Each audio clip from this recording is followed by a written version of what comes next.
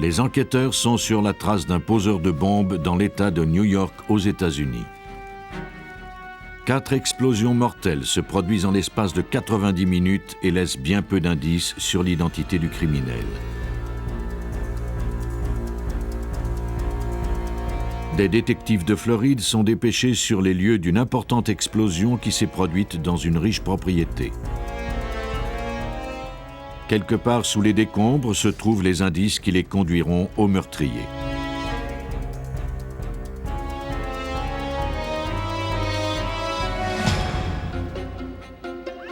Les enquêteurs en explosion doivent recoller les fragments épars de ce casse-tête chinois. On déclenche parfois une enquête suite à l'explosion d'un colis piégé.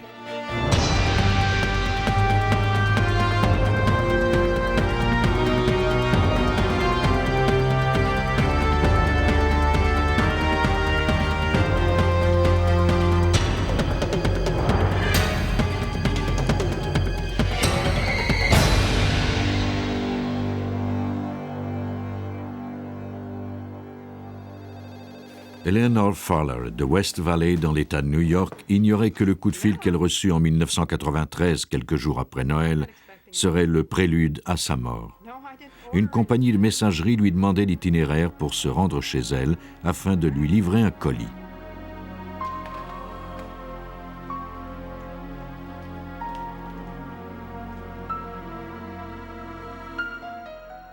Eleanor téléphona à la police et se fit répondre que l'envoi de colis anonymes n'était pas un acte criminel.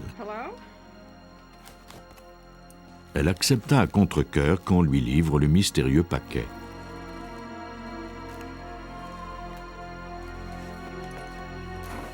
Elle l'ouvrit et enleva le papier journal chiffonné qui se trouvait sur le dessus.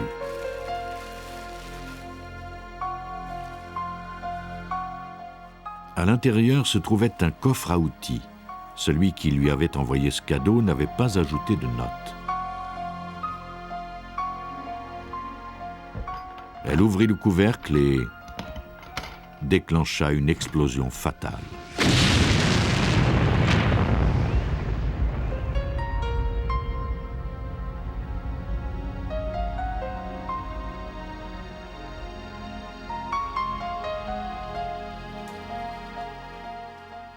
Eleanor Fowler était la première victime d'une série d'explosions dans l'État de New York.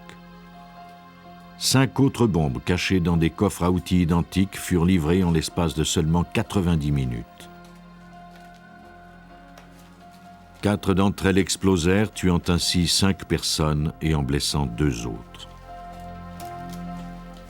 L'ATF, c'est-à-dire le Bureau de l'alcool, du tabac et des armes à feu, dépêcha des enquêteurs de 3 de ces bureaux de l'État de New York, ainsi que des agents du bureau central sur chaque lieu d'explosion. L'ATF est une agence fédérale américaine qui est chargée d'enquêter sur les cas d'explosion.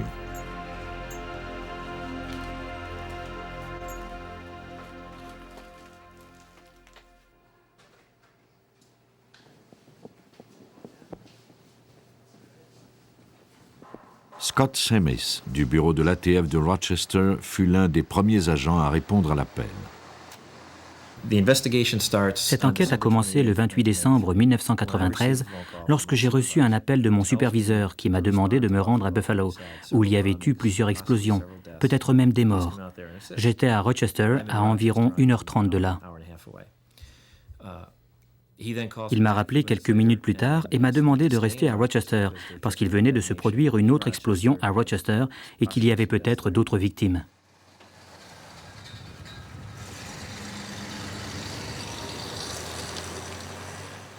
Les 4 explosions consécutives requéraient non seulement les services de l'ATF, mais aussi ceux de la police. Sur chacune des scènes du crime, la première tâche des enquêteurs consistait à recueillir tout indice, quelle que soit sa taille ou son apparence. Il était encore trop tôt pour savoir quels éléments pourraient indiquer qui avait envoyé les colis piégés. La plupart des indices consistaient en de petits fragments recouverts d'un résidu explosif. Pour déterminer le type d'explosif utilisé, on recueillit des fragments sur chacun des lieux qu'on envoya au chimiste légiste Doug Klapek du laboratoire de l'ATF à Rockville, au Maryland. Pour cette enquête, nous devions nous assurer que tout était remisé séparément à Rochester et que tout nous serait envoyé individuellement. Différentes personnes manipulaient les indices. Même si tout avait été placé dans des contenants hermétiques, nous voulions être sûrs que tout serait séparé. Pendant que le laboratoire analysait les indices, les enquêteurs tentaient de retracer l'origine des colis. Le poseur de bombes avait fait appel à un service de livraison locale et à la poste américaine, ce qui rendait la tâche difficile. Les livreurs poursuivaient leur travail sans savoir le danger que représentait le transport de leur cargaison.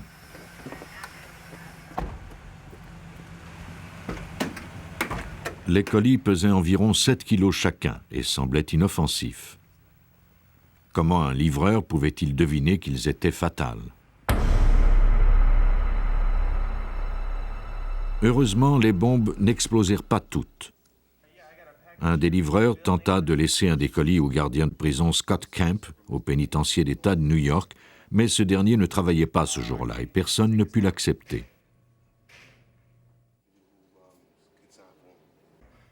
Le livreur, furieux de devoir revenir un autre jour, lança la boîte au fond de sa camionnette.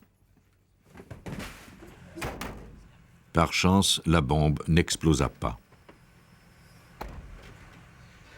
Cette bombe, ainsi qu'une autre qui n'avait pas explosé, furent désamorcées par l'escouade antibombes du bureau du shérif de Erie County. Elle fournissait aux enquêteurs de précieux indices sur l'affaire, en leur permettant de déterminer avec exactitude leur fabrication. À l'intérieur du coffre, il y avait un dispositif qui se déclenchait à l'ouverture du coffre, et non lorsqu'on manipulait uniquement le loquet. Ce dispositif déclenchait le détonateur, qui à son tour provoquait la mise à feu d'environ 2 kilos de dynamite. En plus, ce dispositif contenait environ 250 grammes de projectiles de sortes différentes, de 28 sortes différentes. La dynamite propulse les projectiles à une vitesse 10 fois supérieure à celle d'une balle, soit à environ 4 à 5 000 mètres par seconde. Un projectile peut même traverser le béton. Il existe 2 catégories d'explosifs, les explosifs puissants et les explosifs ordinaires. Les explosifs puissants comme la dynamite et le C4 sont des explosifs commerciaux. Ils sont utilisés pour la démolition, l'excavation et certains usages militaires.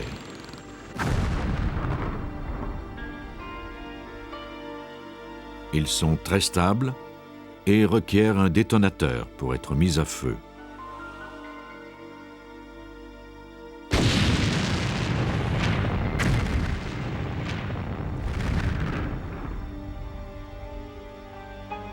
Les explosifs ordinaires sont composés de poudre comme celles que l'on retrouve dans les pétards ou dans les cartouches d'armes à feu. Ils sont plus faciles à mettre à feu que les explosifs puissants et sont le tout premier choix des poseurs de bombes amateurs. L'analyse des explosions de New York révéla que le criminel avait utilisé un explosif puissant.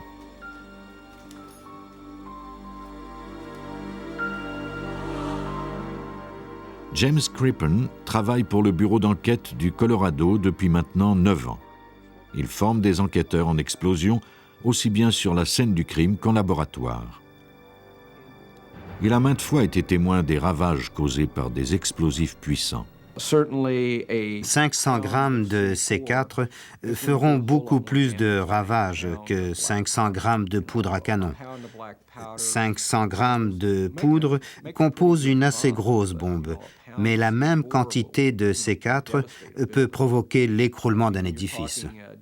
Pour la poudre noire, on parle d'une vitesse de projection de l'ordre de 300 à 500 mètres par seconde, comparativement à 7500 mètres par seconde pour le C4.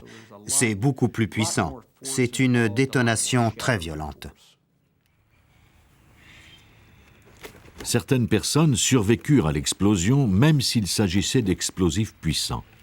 La méfiance de William Lazar de Roosevelt Town, qui était la cible du poseur de bombes de New York, lui sauva la vie. Lorsque Lazar alla chercher son colis à la poste, l'employé plaisanta en disant que c'était peut-être une bombe. Bien que l'employé n'ait cherché qu'à plaisanter, Lazar eut la prudence d'ouvrir le coffre à l'aide d'un râteau. Cette précaution lui sauva la vie. À quelques centaines de kilomètres de là, à Cheektowaga, le mari d'Eleanor Fuller eut moins de chance. Robert Fuller reçut son colis sur son lieu de travail. Ces images proviennent d'un appareil de surveillance qui prenait une photo toutes les 5 secondes. Ces photos témoignent des derniers moments de Robert Fuller et de son collègue John O'Donnell. Juste avant l'explosion, un autre collègue de travail, Jeffrey Camp, lui avait offert d'ouvrir le colis avec son canif. L'explosion fut si violente qu'elle projeta Fowler à 5 mètres de là.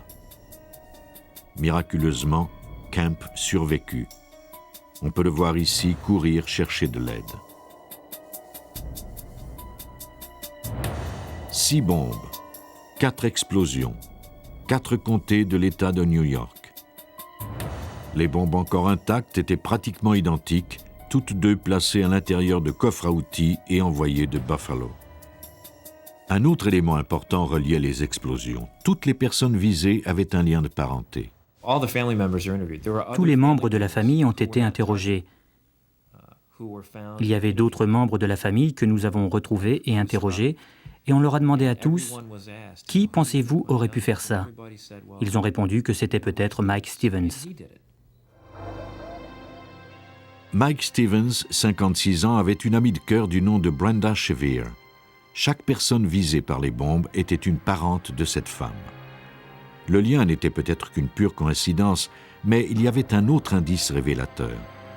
3 mois plus tôt, l'escouade anti-bombe de Monroe County avait déclaré à Samis qu'un gérant de restaurant près de Rochester avait découvert 100 bâtons de dynamite près d'une benne à ordures. Les codes de la dynamite correspondaient à ceux des 2 bombes qui n'avaient pas explosé. Les enquêteurs suivirent la piste de ces numéros jusqu'à la Kentucky Powder Company. La société, située dans une carrière, se spécialise dans la vente d'explosifs. Des employés décrivirent à Samis l'homme qui avait acheté 25 kilos de dynamite et 50 détonateurs 4 mois plus tôt. L'homme en question était Earl Figley, un ami intime de Mike Stevens. Samis convoqua Figley à un interrogatoire.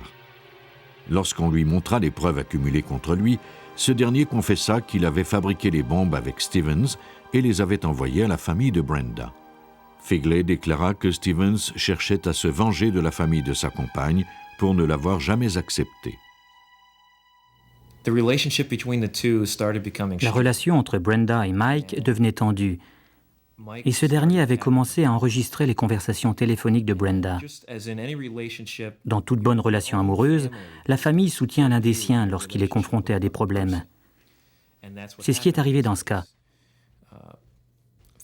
Les choses n'allaient pas bien et la famille de Brenda lui a dit « Si ça ne fonctionne pas, pourquoi ne pas mettre fin à cette relation ?» La police disposait de suffisamment d'éléments de preuve pour faire arrêter Earl Figley et Mike Stevens, mais devait cependant étoffer sa cause si elle voulait les faire inculper. Il lui fallait trouver des preuves irréfutables.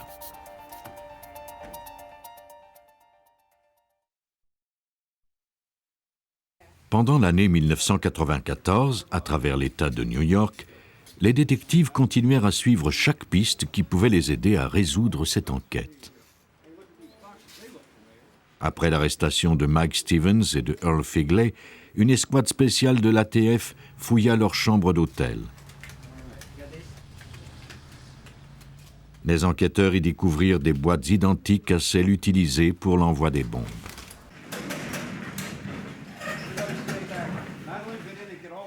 Une piste conduisit les agents de l'ATF et l'escouade anti-bombe de la police de Rochester à un casier d'entreposage que Stevens avait loué plusieurs mois auparavant. À l'intérieur de ce casier se trouvait de la dynamite et des détonateurs. La découverte des explosifs fournissait à l'ATF et aux autres agences les preuves nécessaires pour faire inculper Stevens. Mais il n'y avait pas que des explosifs. On avait également découvert les déguisements que Figley portait lors de l'achat de l'équipement et de l'envoi des bombes. Une perruque, une fausse barbe et du maquillage. La cache contenait également les livres que Stevens et Figley avaient utilisés pour apprendre à fabriquer leurs bombes. Selon James Crippen, le simple fait que ces livres existent reflète bien le risque de vivre dans une société qui prône la liberté d'expression. L'information sur la fabrication de ces dispositifs a toujours été disponible. Nous devons vivre avec ça aux États-Unis parce que nous tenons à notre liberté d'expression, même si cela peut engendrer certains problèmes par la suite. Et je suis le premier à être d'accord là-dessus. Je ne voudrais pas restreindre l'information. On ne peut que souhaiter que les gens soient responsables. En plus des explosifs et des livres, les enquêteurs découvrirent chez Stevens des outils qui furent envoyés au laboratoire pour analyse.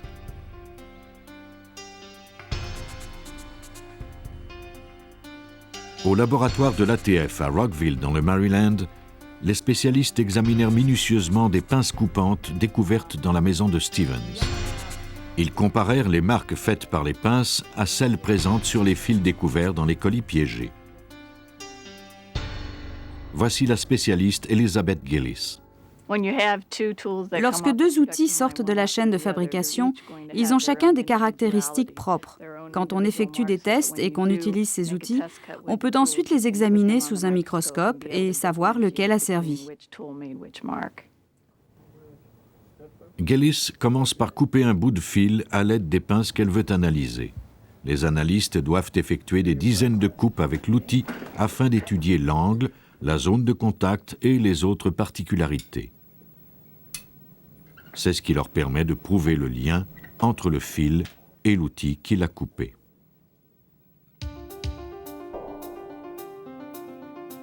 Elle place la coupe témoin sous le microscope et l'oriente afin d'obtenir le même angle que le fil découvert parmi les indices. À l'aide d'un ordinateur, elle superpose ensuite les deux images afin de voir si les coupes présentent les mêmes caractéristiques.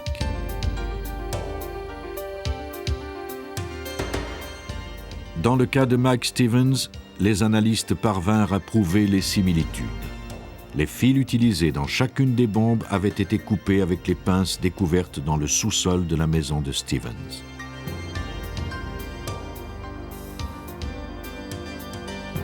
Les livres, les fils et les outils permirent aux enquêteurs de consolider leur enquête. Mais ils espéraient tout de même établir un lien direct entre explosifs et suspects. Les gens croient que lorsqu'une bombe explose, tout est détruit, mais il n'y a rien de plus faux. Quand une explosion se produit, toutes les matières explosives se transforment en un gaz qui se consume lors de l'explosion. Mais ce gaz qui est réchauffé entre en contact avec des objets et en refroidissant, il recouvre le métal, les vêtements, le bois, tout.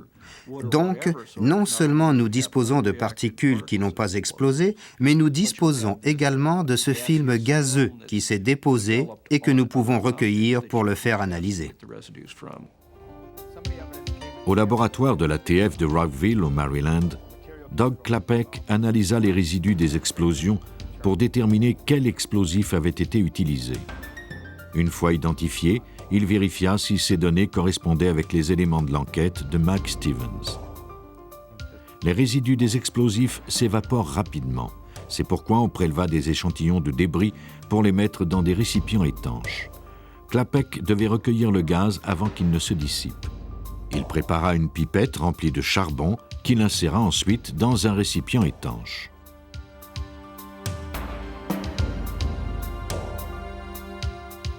Puis il brancha cet appareil sur un vacuum.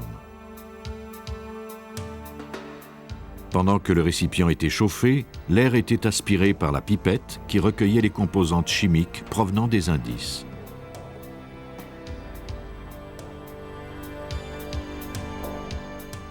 Ces matières chimiques furent ensuite analysées afin de déterminer la nature de l'explosif en question.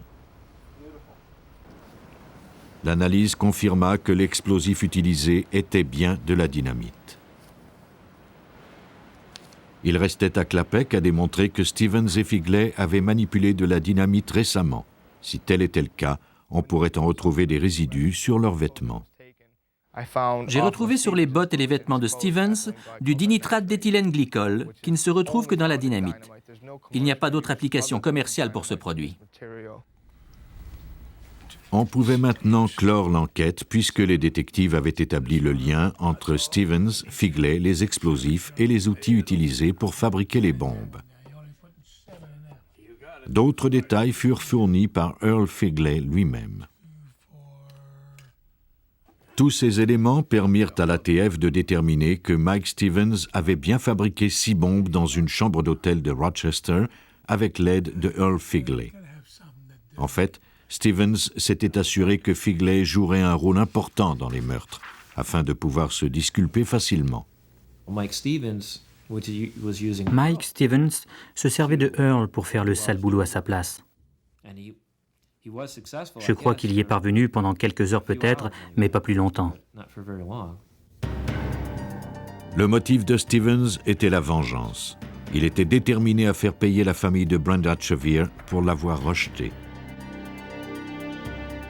Afin de s'assurer que les bombes soient mortelles, il les avait chargées d'obus. Il n'y a pas de doute que ces dispositifs étaient destinés à tuer quiconque les ouvrirait. C'étaient des dispositifs piégés destinés à des personnes précises. Afin de brouiller les pistes, Stevens avait rempli ses colis de pages de journaux de Buffalo. Ainsi, on croirait qu'ils avaient été envoyés de là-bas et non de Rochester où il habitait. Au tribunal, Figley impliqua Stevens, puis plaida coupable. Il reçut une peine de 20 ans de prison. Quant à Stevens, il fut accusé de la mort de 5 personnes et fut condamné à 4 peines à perpétuité. Lorsqu'une bombe explose, il s'agit généralement d'une catastrophe. Sauf pour cette petite ville de Géorgie, où des explosions se produisent quotidiennement.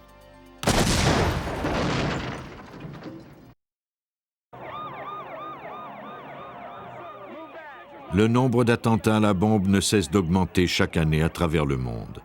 Une étude de l'ATF révèle qu'entre 1990 et 1994, le nombre d'explosions a doublé seulement aux États-Unis. Pete Mastin est instructeur en chef pour cette agence. Il enquête sur les cas d'explosion depuis plus de 30 ans. Le poseur de bombes type est peut-être le plus grand lâche qui soit. Le poseur de bombes ne fait pas face et ne veut pas faire face à son adversaire. Il préfère se servir de tous les subterfuges, toutes les couvertures possibles. L'ATF forme de jeunes étudiants et enquêteurs. Sur ces terrains d'essai de Brunswick, en Géorgie, elle leur enseigne à dépister un poseur de bombes afin de le traduire en justice. Ici, l'agence forme des analystes d'indices, des enquêteurs en sinistre, des artistes spécialisés dans les schémas et des analystes d'explosifs.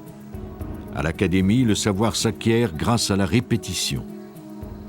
Aujourd'hui, les instructeurs de l'ATF vont tester les connaissances de leurs étudiants en faisant exploser 3 bombes et en simulant des scènes du crime basées sur des faits réels. Les hommes qui fabriquent ces bombes sont des experts en la matière.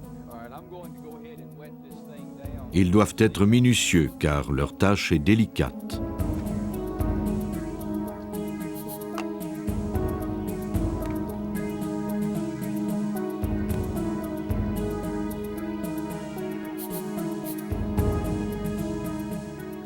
Il ne faut jamais sous-estimer la puissance des matières explosives. C'est la raison pour laquelle la fabrication de bombes par des amateurs peut s'avérer désastreuse, comme nous l'explique l'instructeur Larry Kessé. L'information qui circule dans le milieu ne fait pas état des normes de sécurité. Et les informations sur les connaissances des procédés d'assemblage, qui sont très importants, sont totalement absentes. Il y a donc toujours un énorme risque que les fabricants eux-mêmes deviennent leurs propres victimes. Souvent, nous en constatons les terribles conséquences avec des jeunes gens qui faisaient des expériences dans un garage et dont on retrouve les corps déchiquetés et leurs outils un peu partout. Cette destruction et cette désolation, c'est ce qu'il y a de plus triste. Les instructeurs préparent la prochaine bombe en mélangeant plusieurs explosifs en un puissant cocktail.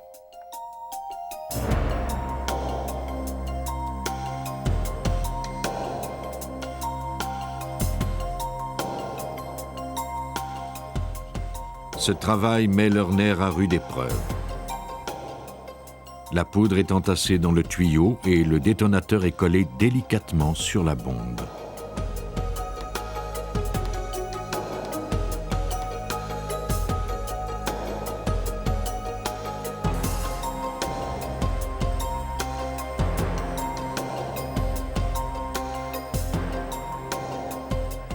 Parfois, on mouille les sièges du véhicule afin de protéger du feu certains indices qui serviront plus tard aux étudiants.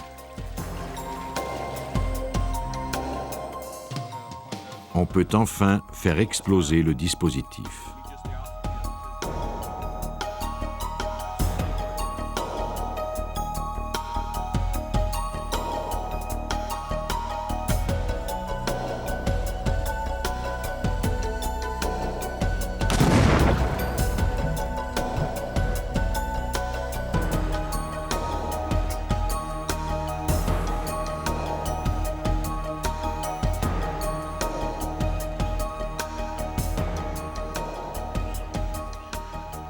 Après l'explosion, les étudiants forment des équipes.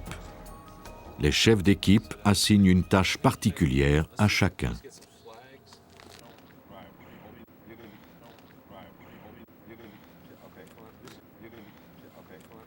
Une des équipes commence son travail en formant un périmètre autour de la scène.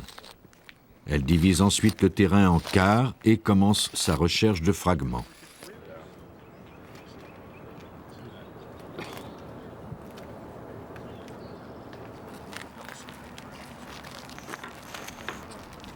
Jim? Just let him. Colin. Here's your, this looks like the piece of the end cap, right? Les étudiants avancent en équipe sur le tarmac afin de ne rater aucun indice. Chaque pièce est ensuite identifiée par un cercle de craie ou un petit cône orange et on lui assigne un numéro.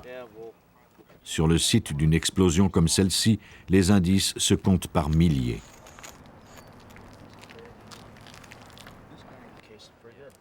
Un des membres de l'équipe note les numéros d'identification et l'endroit précis de chaque indice.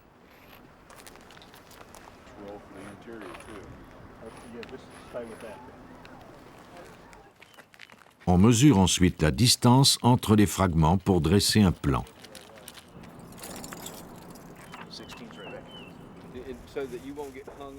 Une autre équipe examine avec soin les dommages causés à la voiture. Son travail consiste à identifier quels fragments proviennent de la voiture et lesquels proviennent de la bombe. Pour la plupart des étudiants, c'est la première fois qu'ils travaillent à l'analyse des dégâts causés par une explosion. Ce n'est malheureusement pas la dernière. Même si la voiture semble complètement détruite, des indices importants sont disséminés au travers des décombres. À l'aide de marteaux, de hachettes et de leviers, les indices sont prélevés du véhicule. La voiture est littéralement disséquée par les étudiants qui prélèvent même des fragments de bombes logés dans le tableau de bord. Personne ne sait où se trouve l'indice le plus significatif. Les étudiants déplacent ensuite la voiture et examinent le dessous. Comme une bombe explose dans tous les sens, des indices se sont aussi logés dans l'asphalte.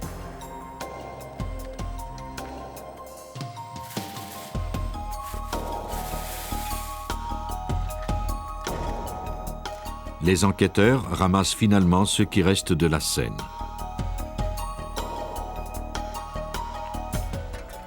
Ces débris seront ensuite examinés avec soin et tamisés afin que rien n'échappe à l'analyse.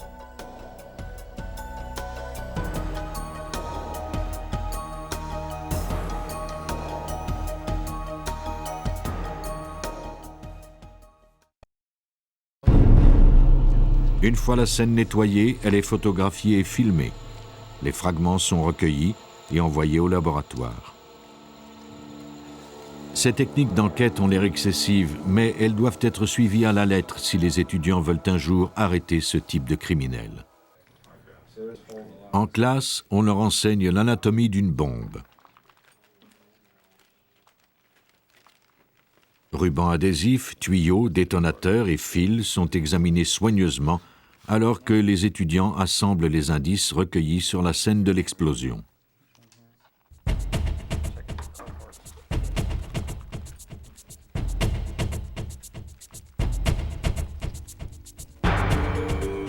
La résolution de ce genre de crime dépend essentiellement des qualifications des enquêteurs, comme ceux que forme l'ATF. Normalement, lorsqu'une explosion se produit, le poseur de bombes se trouve à des kilomètres. Mais dans ce cas-ci, en Floride, il était dangereusement près des lieux du crime.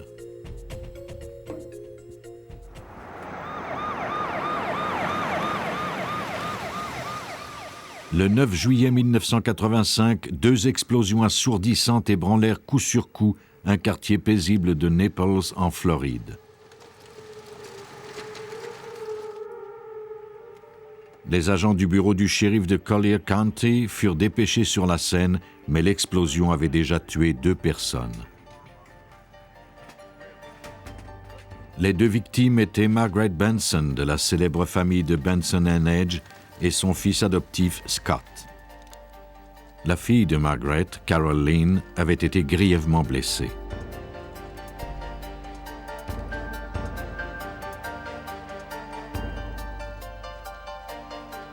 Les agents du bureau du shérif comprirent immédiatement qu'il ne s'agissait pas d'un accident. Ils demandèrent l'assistance de l'ATF.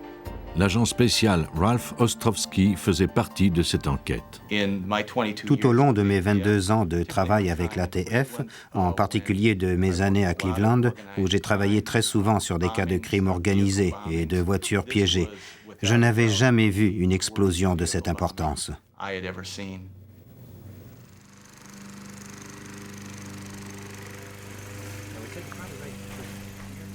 Ostrovsky et son équipe cherchèrent immédiatement la cause de l'explosion.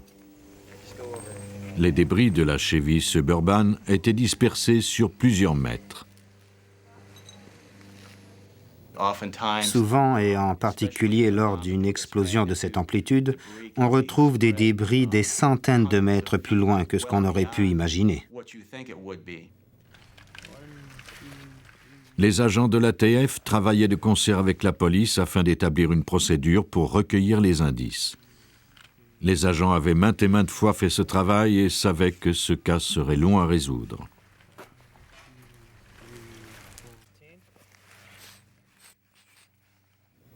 Le 2e ou le 3e jour, il est devenu éprouvant de travailler sur ces lieux. Les agents devaient porter un masque à cause des émanations. Ils ont fait un excellent travail pour recueillir tous les indices qu'ils pouvaient.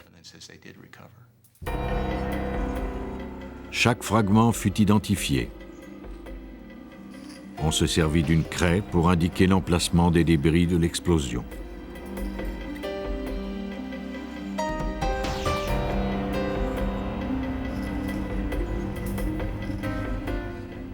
On découvrit rapidement la cause de l'explosion.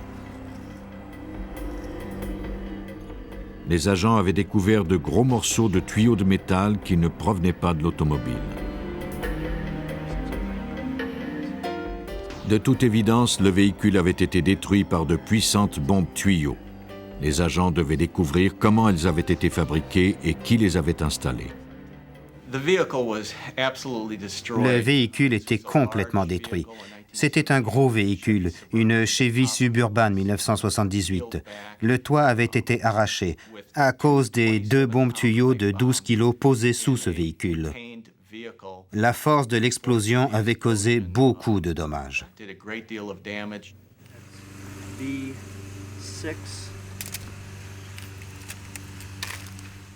Les agents commencèrent par interroger les témoins.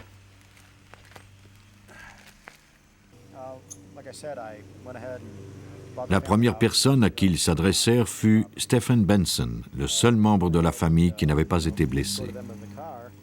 Sa mère et son frère avaient été tués et sa sœur reposait dans un état critique à l'hôpital, et pourtant, selon les policiers, Stephen était parfaitement calme, voire même enjoué.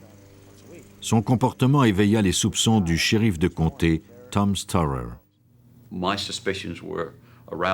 J'ai tout de suite senti que quelque chose clochait. Cela n'était pas compatible avec la catastrophe qui venait de se produire. 24 heures après l'explosion, Stephen Benson refusa de parler directement à la police. Toute question devait dorénavant passer par son avocat. Mais les soupçons envers Benson ne devaient pas pousser les enquêteurs à tirer trop vite leurs conclusions. Jusqu'à présent, ils ne disposaient d'aucune preuve de son implication. Il était encore trop tôt pour porter des accusations et ils ne pouvaient pas se permettre de suivre une fausse piste.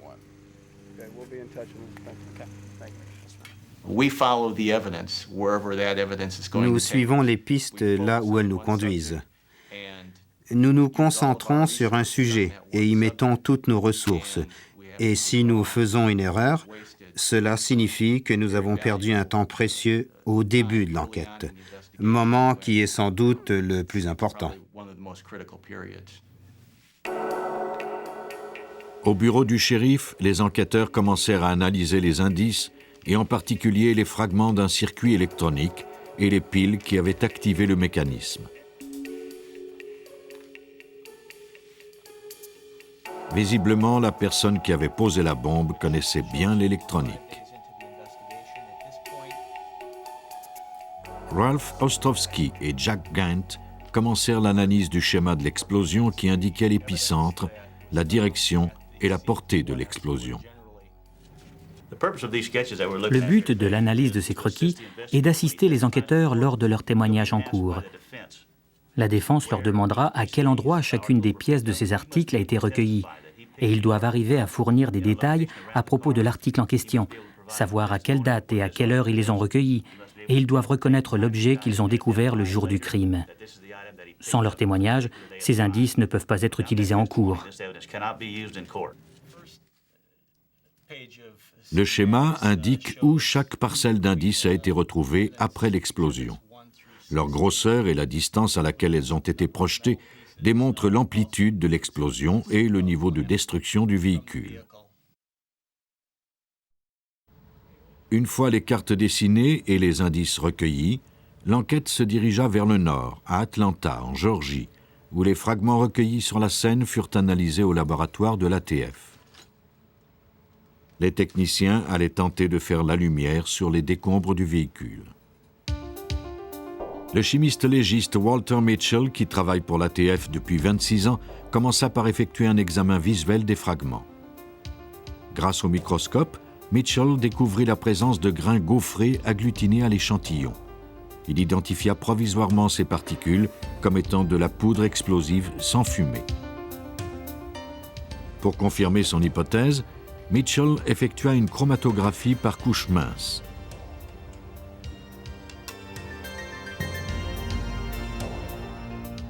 Il commença par recouvrir une feuille de verre d'une couche absorbante où il plaça un échantillon de poudre sans fumée ainsi qu'un échantillon de la substance inconnue.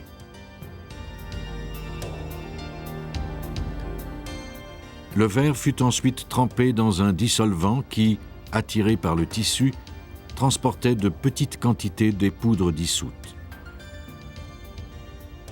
Si les poudres étaient de la même nature, elles allaient parcourir la même distance sur le verre et formeraient des marques de la même couleur et de la même longueur. Mitchell enleva la feuille et la fit sécher. Il plaça ensuite le verre sous un rayon ultraviolet pour comparer ces deux échantillons. La couleur de la poudre sans fumée était identique à celle de l'échantillon inconnu. Une comparaison de la longueur des marques démontra également qu'elles étaient identiques. L'hypothèse de Mitchell était juste. On s'était bien servi de ce type de poudre pour faire exploser le véhicule de Naples en Floride. Mais les scientifiques du laboratoire ne disposaient d'aucun indice reliant le poseur de bombes au fragment. Il fallait découvrir d'autres indices. De retour à Naples, en Floride, les enquêteurs découvrirent l'origine du tuyau de métal qui, selon leur analyse, contenait les bombes qui avaient tué les Benson. Les tuyaux portent généralement l'estampille de leur fabricant. Heureusement, le logo n'avait pas été détruit et on put le faire identifier.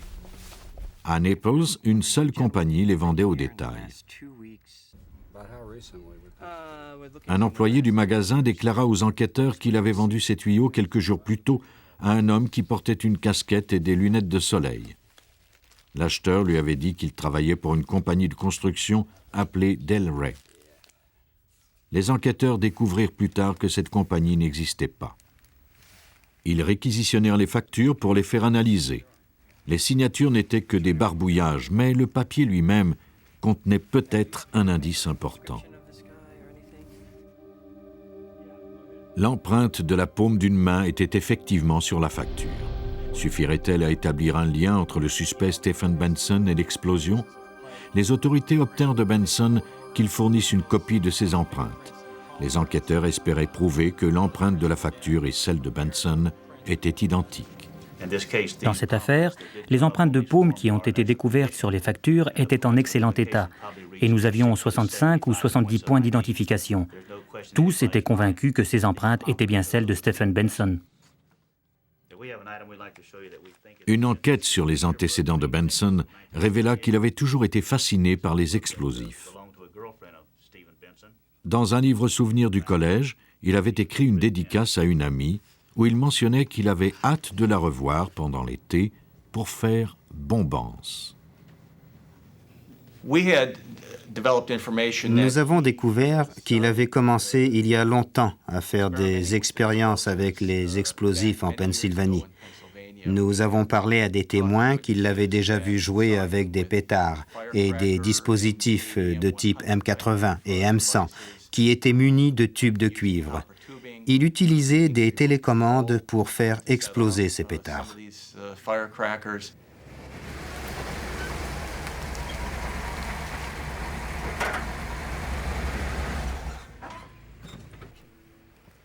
Afin de comprendre les motivations de Benson à commettre un tel crime, les autorités firent appel au service d'un comptable qui découvrit que Benson avait accès à la fortune de la famille, mais qu'il était un bien piètre homme d'affaires. Il était en si mauvaise position financière qu'il avait commencé à tirer de faux chèques sur le compte de sa mère. Lorsque Margaret Benson avait découvert sa fraude, elle l'avait menacé de le déshériter. Est-il possible que Stephen Benson ait craint de se voir dépossédé de tous ses millions? Les enquêteurs croient que Benson s'est servi de son expertise en électronique pour fabriquer les deux bombes, ainsi que le dispositif qui lui permettait de les déclencher à distance. Le matin de l'explosion, Stephen prétexta qu'il allait chercher du café et des beignets. La police croit qu'il profita de ce moment pour poser les bombes dans la voiture. Une fois installées, il ne lui restait plus qu'à les faire exploser à distance pour toucher la fortune familiale. C'est du moins ce qu'il avait escompté.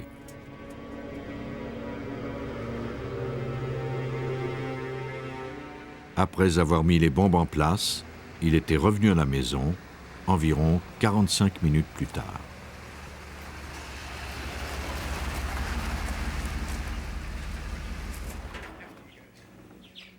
Carol, Margaret, Scott et Stephen avaient l'intention de se rendre en voiture le long de la côte dans le but de dénicher une nouvelle résidence.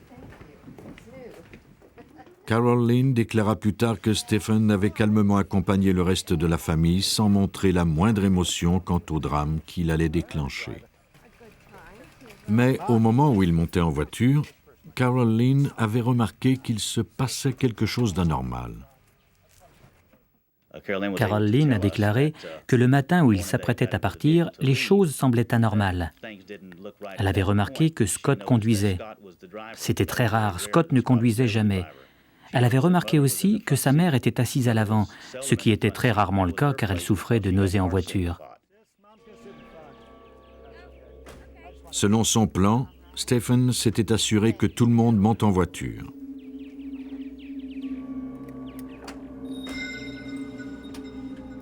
Puis, juste avant de partir, il avait déclaré qu'il avait oublié quelque chose.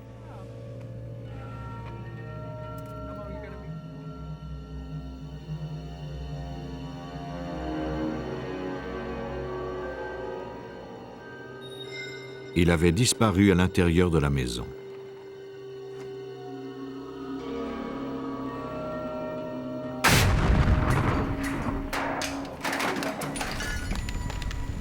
L'enquête fournit suffisamment d'indices pour faire arrêter Stephen Benson et le faire inculper.